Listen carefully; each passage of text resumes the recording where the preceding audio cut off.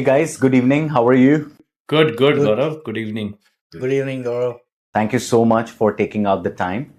We welcome you to the podcast of Joy of Entrepreneurship, something that we really started for the love of entrepreneurship, as the name suggests. And with entrepreneurship, people get scary at times. But I've been an entrepreneur now for about 25 years, and I find joy in this whole journey. And that is what I like to share with my audience. So thank you for coming in. So let's get into it. Before we start, why don't we get some introductions done? Abin, you've been in the corporate world as well as the startup world for more than 20 years now. Vishal, you've been in the corporate world for more than 20 years. Why don't you introduce and tell your journey?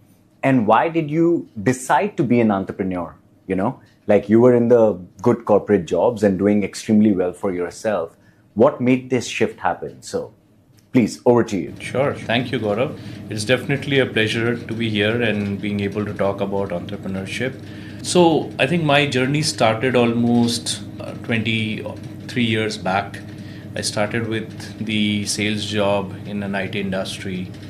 The journey kept on going, worked through various organizations, and then made sure that I eventually get exposed to the startup world, which eventually happened. The startup journey was fun. I learned a lot. In this whole journey of 23 years, I think in the startup journey, the amount of learning that has come in by being exposed to various founders, the investors, that's been fantastic. So typically, if I talk about the journey, it has been fun in terms of raising money with some of the premium investors like Axel and stuff. I've kind of founded a company called SmartServe, which was into the field service CRM, and that was like a very unique journey altogether.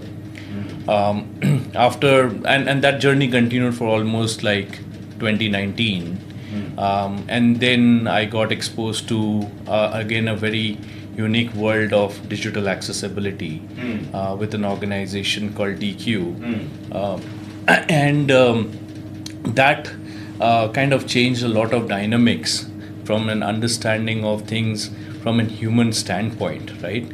Like how things can be made accessible for everyone, including people with disability. So that learning was enormous. And eventually, after DQ, the journey of another entrepreneurship is started now with AccessifyLabs. So if I have to overall sum it up, in the last 23 years, coming from a family background where my parents were always into, like my father was into business, my mom was housewife, so I've seen business very closely. The aspects of risk and rewards in business has always been there. But I think the other important part is, like, as we have evolved in this journey of the startups and how we've seen various Fortune 500 brands being built, I think it's been an interesting journey altogether. So yeah, it's a fantastic journey of entrepreneurship that I'm enjoying right now. And that's awesome, and you're absolutely right. When you're born into entrepreneurs and when you've seen business from a very young age, I think somewhere you're wired like that, right? And I can totally agree to that because my journey has been the same. So over to you, Vishal. Would love to know about you. Sure, yeah. I mean, been in the industry for around 20 plus years now, out of which more than 15 years into digital accessibility and inclusion. Prior to this, I worked with organizations like ATOS for around maybe 4 plus years, where I was heading the India accessibility. Before that, I kind of worked with organizations like HSBC Bank, Capgemini. While I was kind of into the digital accessibility space since 2011, what I realized is the dot how it started connecting to me since my childhood. I was wearing glasses, and because I was a sports person, I have broken glasses many times.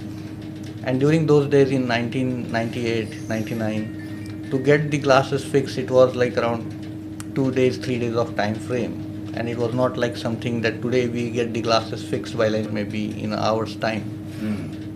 So those 2-3 days where I was like I was not able to see something which was written on the board very easily. I have to pop it into my partner's book to write down the notes. This is where something that first time the accessibility part came into my life. Lovely, lovely. No, thanks for sharing this. And today's topic is business with a purpose. Yeah. Now, I've been building businesses, as I said, and build many businesses, and I always thought that the main purpose of business is to make profit. Yeah. Which is reality. Correct. I mean, let's Yeah. call spade a spade, right? Yeah. But thanks to you, Abin, when I met you about 2 years back, or maybe a few more than that, and I got to know about the accessibility space, I understood that a great business can be built with a purpose as well. True. And when you introduced me to this world of accessibility for the disabled world, I was amazed at how much good this space can do and is doing. So thank you. And full disclosure, I'm a part of this company as well. I'm a co-founder here. But today it's not about me. It's about you, both gentlemen, who are doing some great work and really taking this business to the new heights. So let's talk about that. Let's talk about this business with purpose, right? Yeah. What is the purpose that you individually have for AccessifyLabs, and why accessibility? Like, I would love to know. Yeah. So in this journey of 23 years, I think I have always built businesses with the same purpose that you said, right? The thought process is make profits, get more employment for people, and then you feel good about that, I've raised so much of money, etc., etc. But I think it was a very eye-opener for me in around 2019 when I first got exposed to the world of digital accessibility, right? It so happened, and I'll tell you a very short story about what my deep learning was about accessibility, right?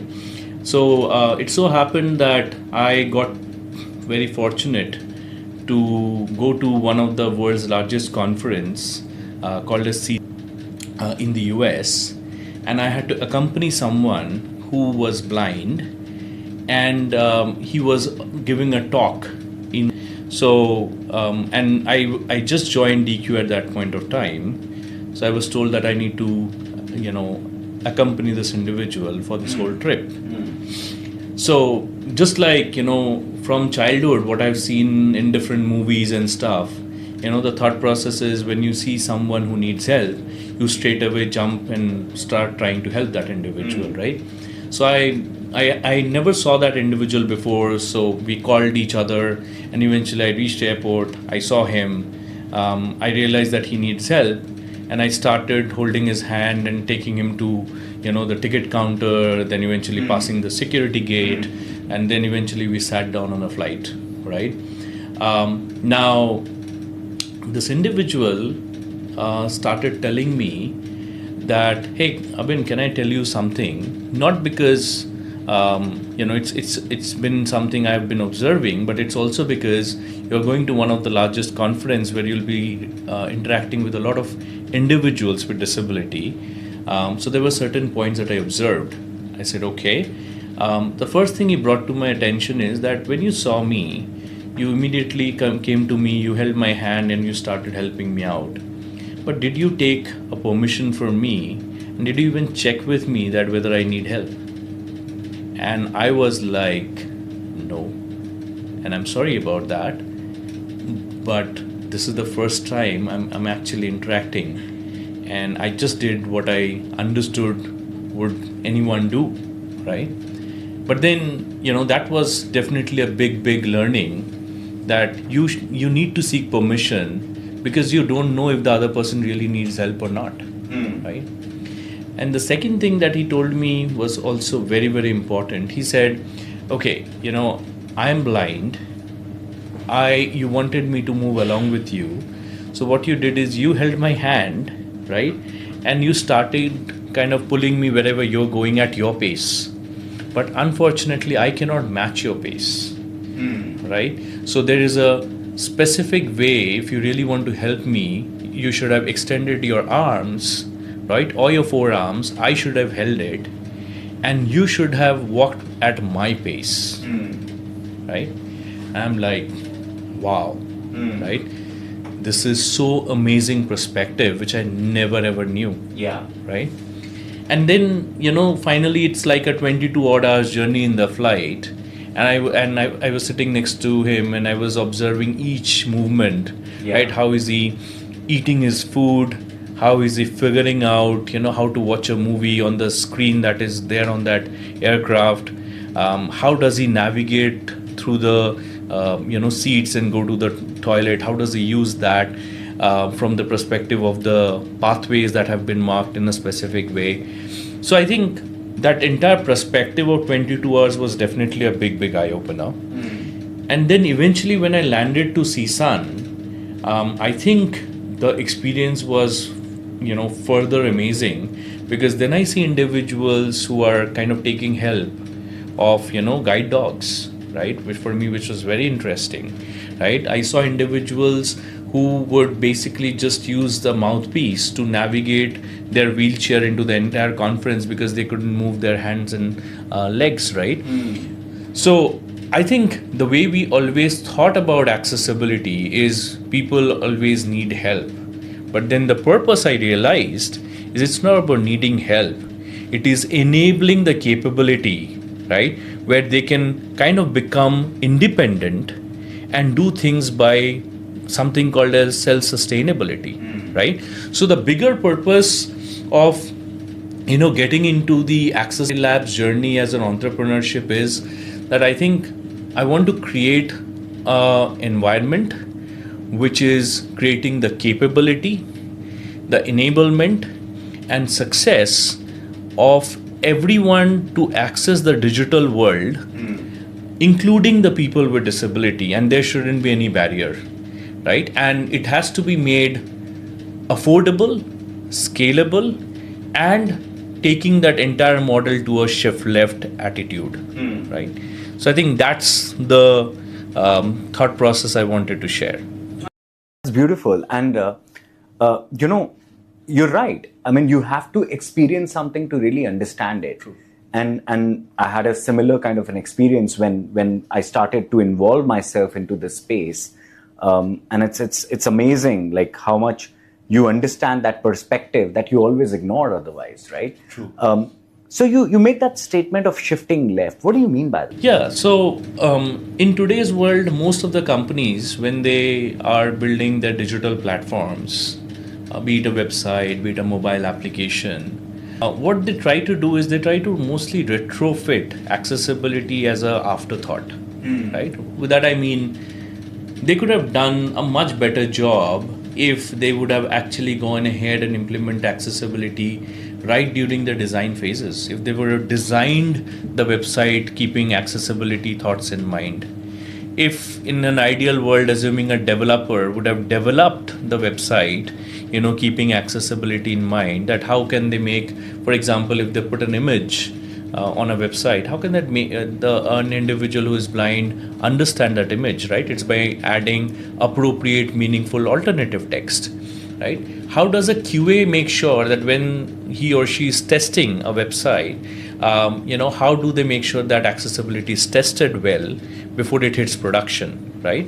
And because software life cycle is a continuous development, right? How do you make sure that you're monitoring that progress, right? So right from design through development, then to the QA and then post-production, if you would have integrated accessibility in all these pieces, you would have actually saved 30x of your cost.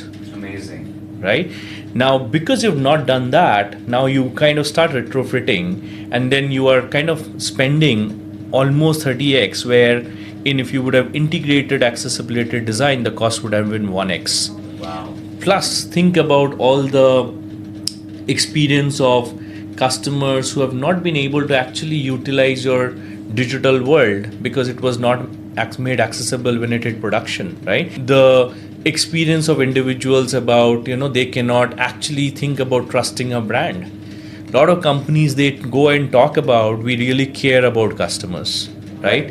But is it a specific set of customers you really care for? Are you for that? Selective for that, right? Or are you really caring about all your customers, right? Yeah. That's very important. And if you really do, then your brand messaging should ideally talk about that we are an platform that provides unique digital experience for everyone, including people with disability. Now, you rarely find that messaging right out there. So that's where I'm talking about, where the mindset needs to shift first. The intent has to come from the leadership, right? Like the top down, saying we understand the value of obviously implementing accessibility.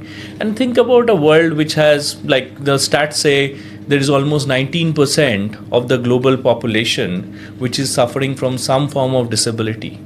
19%? Yeah.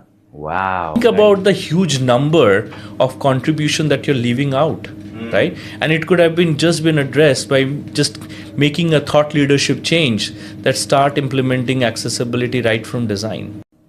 Yeah, that's amazing. So Vishal, I want to maybe double click on this one, right? 19%, that's like, take a moment to like kind of, just absorb that piece. And that's a big number. That's 1/5 of the population.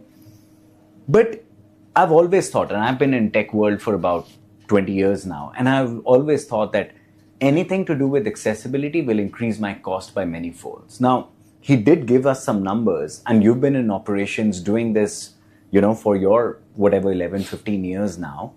But give me some data, give me some numbers that if I were to create an application, a SaaS application or a website or an e-commerce or like a banking financial application, and then I'm already in the middle of my development or at the end of the release and do it now, versus when I start thinking about it when I'm already just designing it or scoping the application, I would be fearful that if I think about accessibility, it will add whatever cost it will add. And is the cost too much, or is it just my thought process and my ignorance of it, and it is not really that much? So what is the truth like? So there are quite a few misconceptions when it comes to the implementation of accessibility, and this is one of the misconception that if I start building accessibility products, will it really add cost to my product? Will it add more additional efforts for my team to build this product? Or if there is a change on a front end which I don't expect to have, that is that something? So these are some of the misconceptions, obviously. And before I kind of jump on to the numbers, right, and if we think about what exactly the pain that disabled users are going in through, right? So and I always, when I'm a passionate speaker, when I open my discussions with the audience, I just kind of ask them to close their eyes for a few seconds and then think that they are blind. What kind of reactions do they have in their mind? And when I do this exercise, I really feel very afraid. I cannot just get up from my chair, go to a coffee machine and get a coffee for me independently. I will always have to rely on someone who can help me or who should be able to help me to get this done. Yeah. Right? So now when we kind of think the pain that disabled users are going in through, obviously the disabilities are just not the permanent ones. Those are temporary. Someone falling down, getting their hand fractured, not able to kind of use the hand or use the mouse and just can rely only on keyboard for a few days, versus a new parent who is carrying a child in a hand, gets a phone call and needs to do some transaction with one single hand, one single finger. Is that possible? The design has been made in a way, if that has been possible, obviously whatever product you are building in will be it will be a business imperative. That means when you start thinking building a shift left kind of an approach, you build the designs in a way that those are accessible for anyone and everyone. And this is where we start connecting the dots in terms of how we can kind of support the community versus the real user impact, the business impact that comes in through. Interesting. Now, yeah, thanks for sharing this. And So you still think that with accessibility bring or thought process, it can still be cost viable, it can still be profitable, and actually much more inclusive. Yeah. Because now you are catering to that 1/5 of the population or 19% of the population that you will leave out. So very interesting thought, very interesting. So sorry, you wanted to continue. Yeah, I just wanted to kind of bring in the other aspect, right? I mean, while we do the journey of shift left, there's another aspect that normally people don't like to talk about it. It's about compliance. It's about regulations. It's about legal. A taboo, right? Yeah. But very important. Think about this. They always feel that it is just a compliance checkbox. Yeah. And this is actually not a compliance checkbox, because obviously if you get a lawsuit, Yeah. you kind of gone, right? The brand impact that happens to the product, Very expensive. very expensive, and it's like maybe 10 times or maybe 50 times more the cost that you are investing. Yeah. And this is something which is And not just the expense of the money, but to your brand, to your users. The impression that you leave and optics of your brand. Absolutely. Please continue. this is one of the angle, along with how we would want to kind of think about the pain that users are going in through versus how we can support them versus the compliance part and the lawsuit part that comes into the picture. Yeah, very real, very real. So let's just shift gears and we'll come back to accessibility, but let's shift gears to entrepreneurship, a very interesting topic and very close to my heart. I always wonder, when people have like great paying jobs and, have that extra cushion, why would they leave that? And why would they come into the journey of the uncertainty? No matter whatever said and done, when you play a game, there is always a luck angle to it, and you can win, you can lose. So why even play it in the first place? So let's start with you, Abin. Why did you choose entrepreneurship? So I think, as I mentioned in the beginning, the first part of entrepreneurship comes, I think, with the genetics, right? Because my father was into business, and that was the first part of it. But then I think what I believe is entrepreneurship is about creating an impact and leaving a legacy behind, right? Think about it that, every individual today is thinking about taking from the system. Right. Everyone wants to kind of do a good job, they'll get a good salary and stuff. But then that good job, good salary was there was a creator, right? And then you can act as the taker, whatever you call it, right? But then on the other side, all the great innovations, all the great impact had to be created by someone who really has thought through how things can really work and work at scale, right? Now, for me, the journey of entrepreneurship has always been exciting because, coincidentally, all the, journeys that I've picked up has been kind of a niche, right? And when you come to accessibility, right, there are two elements of importance. One is the kind of social impact that you create and you're making the lives of people better. And two, how does that actually impact you at the personal life, right?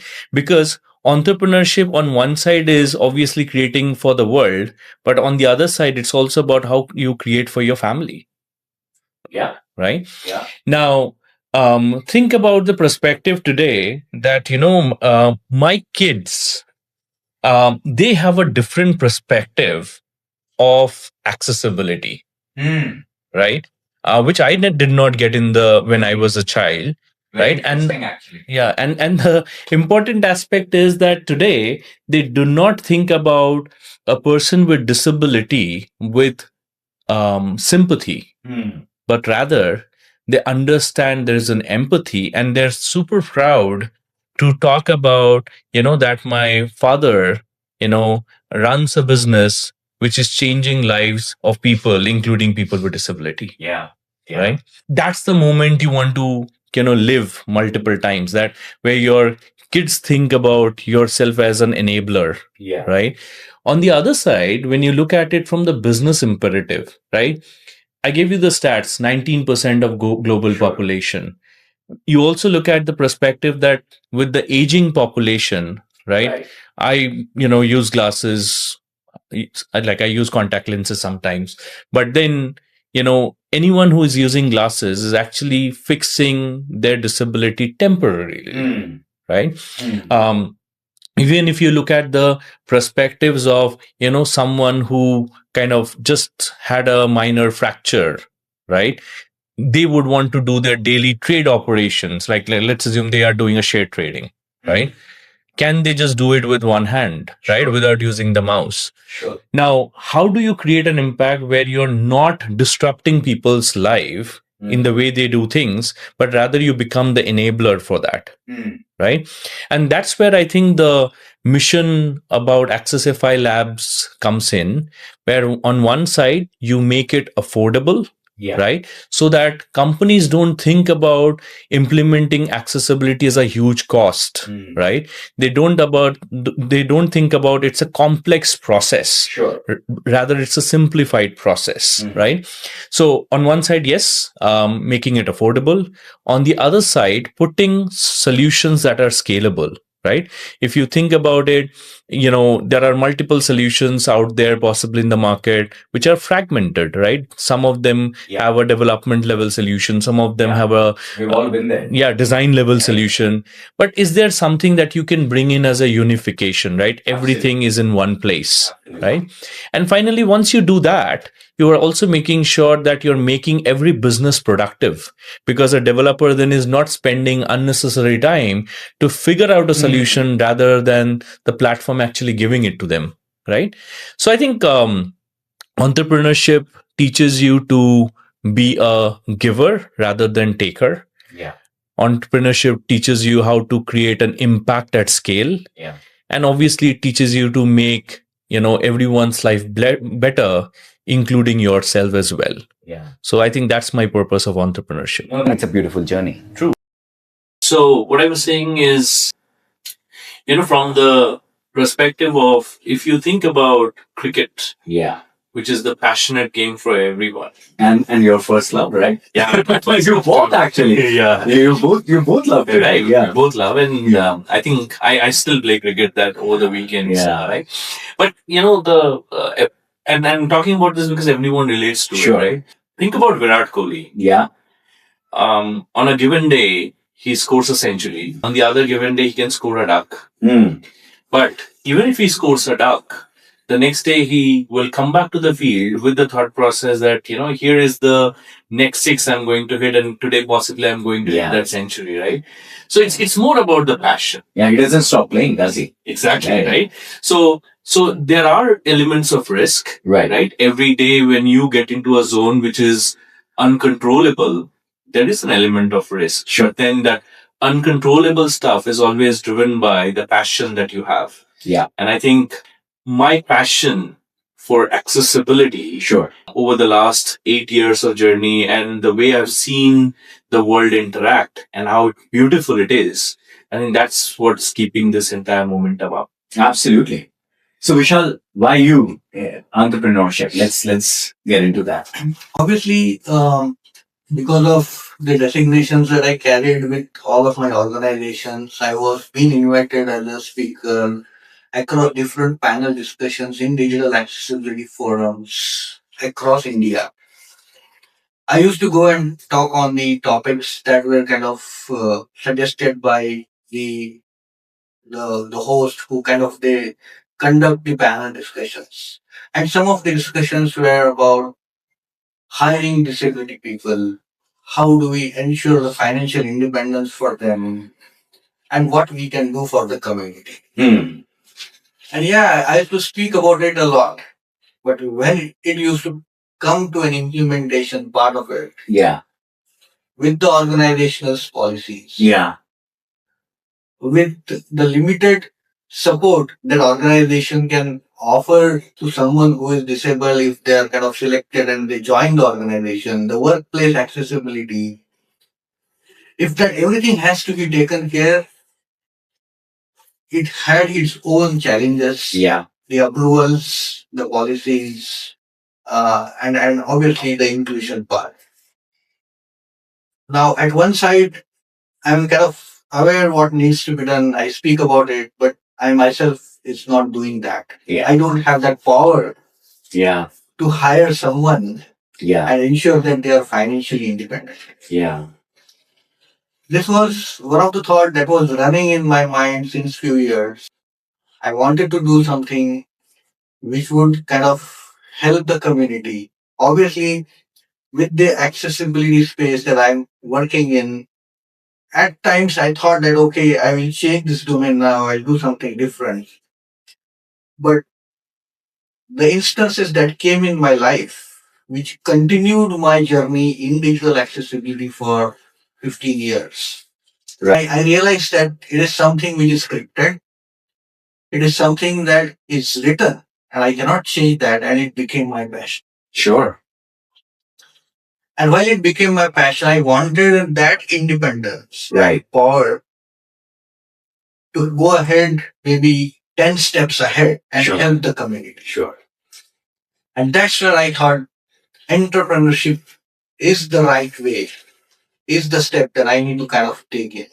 Yeah. And obviously, now with all of your support as my co-founders, I'm pretty much glad to have you as my co-founders, ensure that we sail this journey and kind of take this to the next level where we can do a lot of great things to the community. Yeah, I'm sure you will. I'm sure you will. And you have all the ingredients with you, and you guys are beautiful at what you do. So I have no doubts that it won't happen. And, I'll give you my 2 cents sure. of entrepreneurship with whatever humble experience I've had. I think, why not us?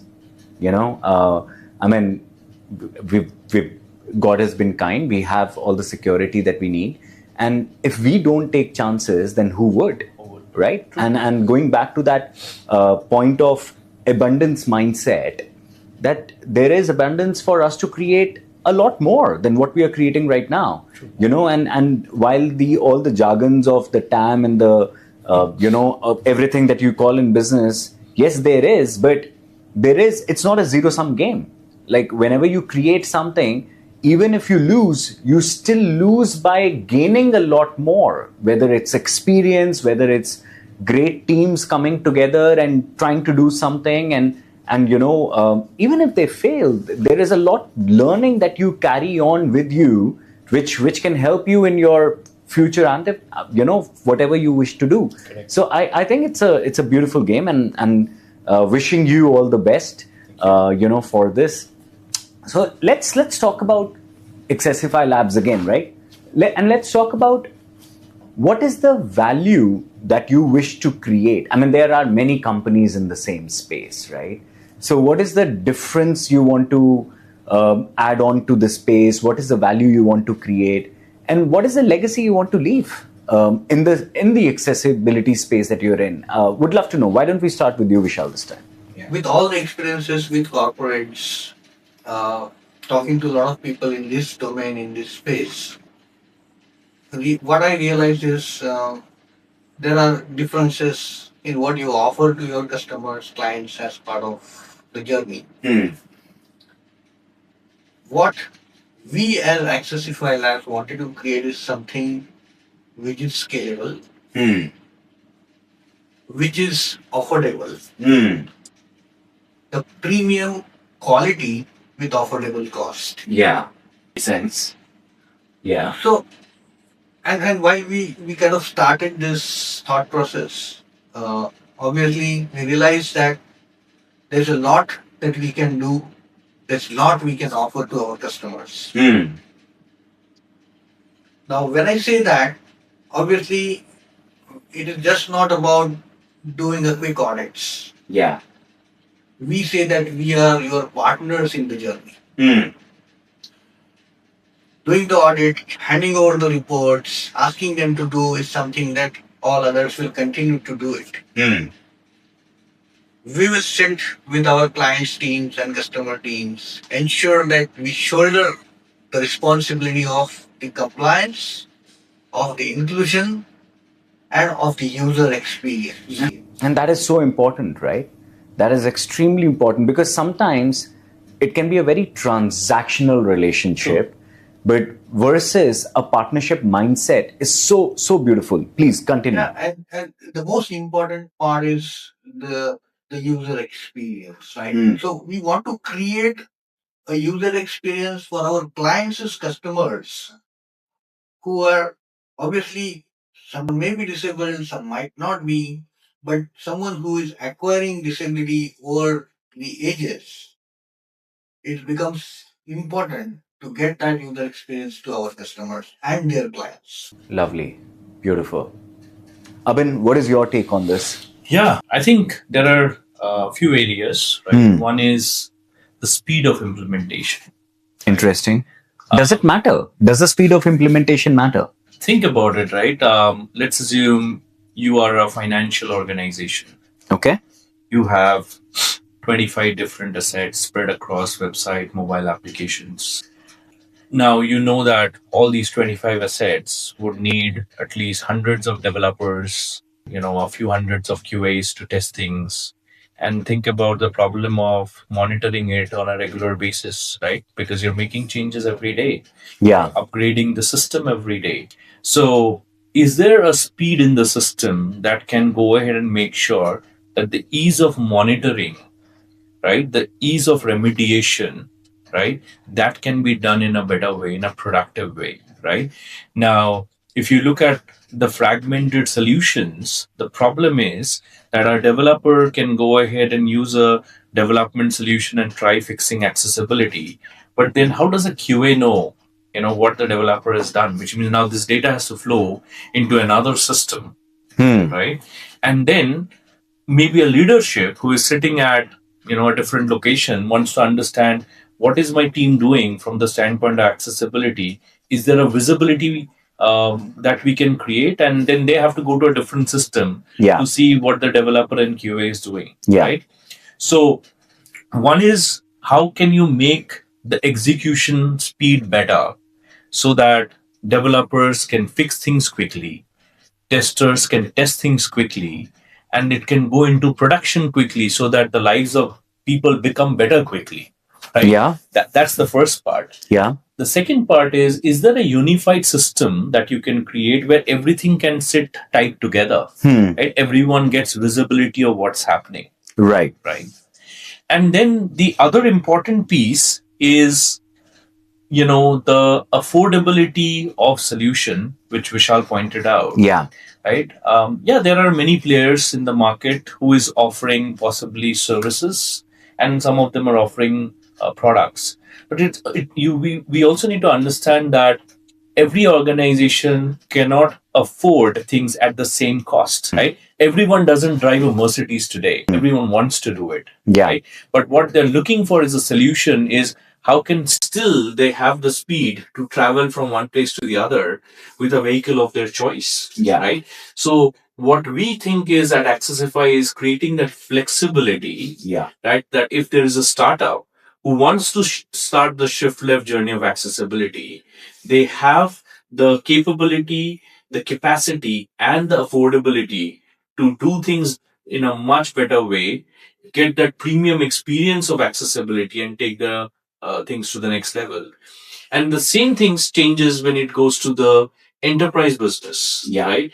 Where obviously the speed, the scalability, and all of that factor is important. But the next important is about the strategic consulting, right? Their entire leadership team needs to understand the value of accessibility, not just the ROI, but the challenges they might face during implementation, and how do we make things easy for them, right? So I think, with AccessifyLabs, the thought process is we want to partner. So, our messaging is fairly very simple. We are your partners in your accessibility journey. We will not leave your hand just by doing an audit and then say do things by yourself. But rather we will partner with you in your end-to-end journey, making sure that we complete that journey, we prepare you for your next journey, and make you self-sustainable so that you can take this journey forward and create that legacy. Yeah. I've seen it. I've experienced it myself because AccessifyLabs have made accessible things for maybe applications that I've developed in the past as well. And today I've seen like companies who are either mid-size or even enterprises using AccessifyLabs globally, and you're doing some great work. So absolutely fantastic. So let me add one thing. If you were to think about a future of accessibility, let's say 5 years, 10 years down the line, do you think that it's going to be disrupted with the way AI is coming in? Or, of course, you can't predict the future, but where do you think this whole AI disruption is leading to, or how do you think the future of accessibility is going to be? Sure. So I don't think AI is a disruption. Rather, I think AI is a good complementing partner. Okay, Right. very interesting. The reason I say that is because accessibility is not a piece which can be disrupted by AI, because the involvement of human expertise cannot be replaced just by AI. Right? Okay. A simple example could be, there can be an AI which can always go ahead and tell you, here is an image, right? Where, three of us are doing this, podcast today, and an AI can say, okay, three people doing podcast, right? Yeah.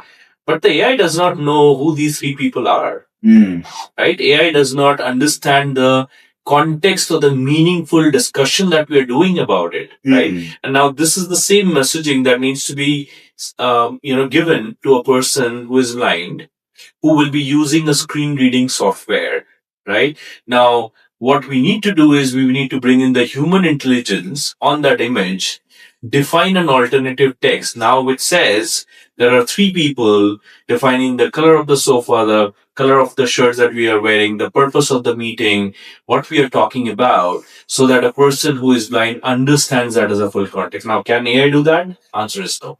But what AI did is it was able to magically identify, okay, here are the 10 images that needs that meaningful alternative text. And that's where increase your productivity.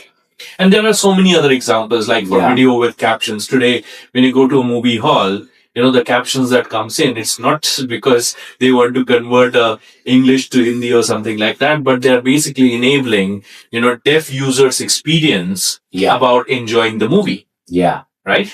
So I think that's where I feel, and AI will definitely be an enabler. Sure. We will be able to define much better solutions down the road, right? Which will kind of make things better, more productive, more affordable, more scalable, and more premium. Right. And that is obviously the innovation mission of Accessify Labs, that we will continue to progress in that junction. So AI typically would act as our great partner, with us being the partner to our clients. Lovely. So what I hear is that it's not in isolation. Yeah. It actually coexists, right? Correct. And only makes the experience better, faster, and maybe affordable, for the end users. So why not? Anything you would like to add? While we are now kind of traveling across India, Right. and talking to a lot of government institutions, Sure. and some of the financial organizations who specifically need support to remediate, audit their documentation part. Right. And this documentation is not just maybe 6 months, 1 year, it's like 5 years, 10 years kind of a documentation. Sure. That needs to be made accessible. Mm-hmm. Now, when we want to do these kind of volumes, like 100,000 PDF documents needs to be remediated within a short time frame. Yeah. Obviously, we will have to ensure that we make use of something which is automated, that is kind of helping to an AI, and then ensure that the volume is kind of met. Yeah. How else do you handle that volume? Right? I mean, it's going to take you forever otherwise. So absolutely. So, on the other side of the coin, when it comes to accessibility, it's more about the user experience and the feeling of the user when the user will access your application, your product, or your service. Interesting, yeah. Obviously, AI cannot, as of now, bring in that feeling of a real user, what he or she will feel using the application.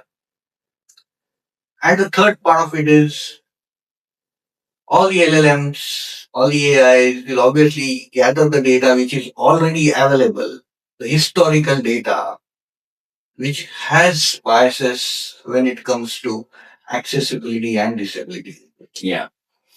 No, beautiful. So, gentlemen, I think we are almost at the end of the podcast, and I would love to know if you want to share anything from your end, which I may have not have asked, and over to you if you want to talk about anything, any topic that I would have missed. I think Gaurav, it's been like, first of all, thank you so much for bringing us in and being able to share our perspectives of what we are building. We are definitely trying to make the world a better place, right? And we are obviously trying to make the lives of people better. Yeah. Having said that, I think the thought process is that how can we all think about becoming the giver and rather than being the taker? And that's where I would kind of say people who have the passion, who have the capacity, and who feels that entrepreneurship is a challenge that they want to pick up and experience something beautiful. Yeah. I think they should definitely try. On the other side, with the journey of AccessifyLabs, and how we can create over a period of time great employment opportunities for people with disability, create a great educational platform for people with disability, and making sure that we all grow together in the same way that any other user would have experienced and enjoyed the digital world is something that I think will drive Accessify Labs to innovate more, um, create more capabilities, and utilize AI to the best possible way we can think about, right? I think that's my thought on this, and that's how I want to lead the organization as the CEO of business. But then, over to you, Vishal. Yeah, I mean, as a passionate servant leader, I would always want to kind of do some commitments when it comes to, I mean, just walk the talk and just not talk about the things, implement the things, ensure we onboard everyone in the community, include them as part of the journey in the business, and help them achieve their digital accessibility goals. Yeah. With affordable support and affordable pricing. Yeah. I'll just say that you guys are onto something big. Good luck. We are here to support in any and every way we can. And I'm sure with all the good things that you said, we will still create a business which is profitable and creates wealth. Yeah. We are not going to forget that, the principle of the business. So thank you. What is the best way if somebody in the audience wants to reach out, know more about accessibility, know more about entrepreneurship, maybe want to become entrepreneurs in the accessibility world, which I think we all welcome. How can they reach out to you? What is the best way? Yeah, I think they can reach out to us over email. Sure. And my email is abin accessifylabs.com. Got it. They can connect with me over LinkedIn. That's where I'm most active. Sure. And my handle in LinkedIn is Abin Choudhury. So that should be great. And at the end of the day, our website, www.accessifylabs.com, that's the other place to reach us. So absolutely happy to collaborate with anyone who wants to know more, learn more, and obviously be the giver rather than the taker. Absolutely. How can they connect you?